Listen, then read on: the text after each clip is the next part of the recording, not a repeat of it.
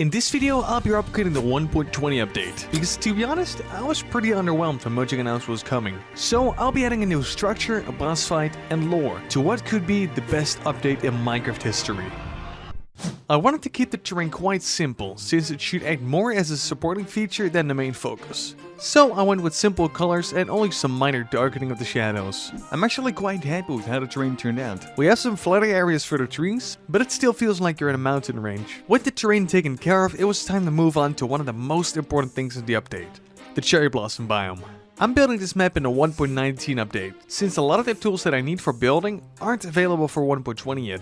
So I can't use the new blocks, but these trees should do a good job at complementing the colors of the temple and bringing some life to the terrain. A really neat trick that I picked up from mindlessly scrolling TikTok all day is something called the forced perspective. By changing the scale of objects, we can make them appear larger or smaller than they actually are. And we can use this trick to make our terrain seem bigger than it actually is. By making the faraway trees smaller and the ones up close bigger, we can create the illusion of a vast landscape, truly engage the player into the build. With the terrain and the trees out of the way, it's time to move on to the main build of the project, the temple.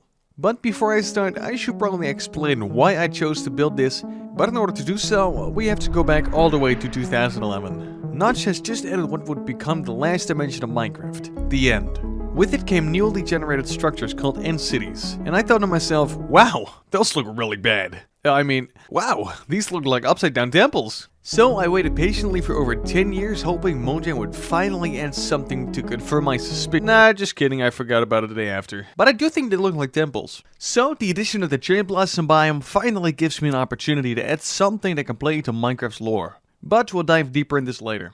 For the structure itself, I was inspired by ancient Japanese temples that house traditions older than the monks who built them, and because they look pretty cool. I wanted to make sure that the skeleton of the build was proportioned correctly. If the shape of my base is not right, I can't hide behind any details to fix it. And after landing on a shape that I liked, I got started on the roofs. For the first floor, I wanted to use what's known as a gable roof. Whoa, that sounds like building terms and no one cares. But I think I landed on something that looks pretty good. This temple will serve as a place of wisdom for anyone daring to explore it, and it will house great treasure and mystery. Speaking of mysteries, I should probably tell you about the boss that I want to add to this temple. But in order to do so, we have to go back all the way to the construction of it. According to the scrolls found in old temples, construction sites were plagued by nature's creatures, whose homes were left destroyed to make place for the new temples.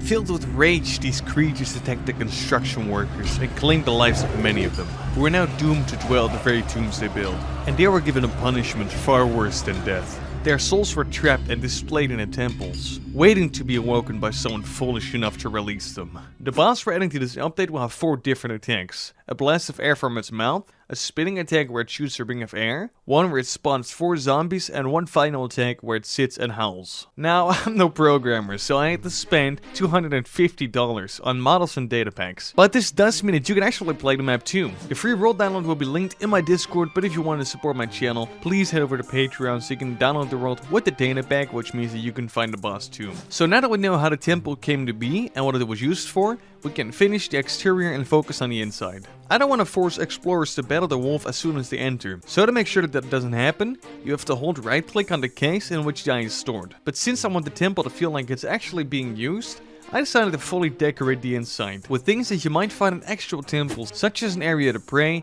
fight, eat or watch your mountains. I also added some upper floors for the oldest and wisest monks to store their ancient books and relics. You might be able to find something here on your travels too. With the temple fully finished, I wanted to add one big tree to really bring it all together. And after adding some final details, it was all ready to go. So after a few days of waiting, my developer and model artist got back to me with the finished data pack.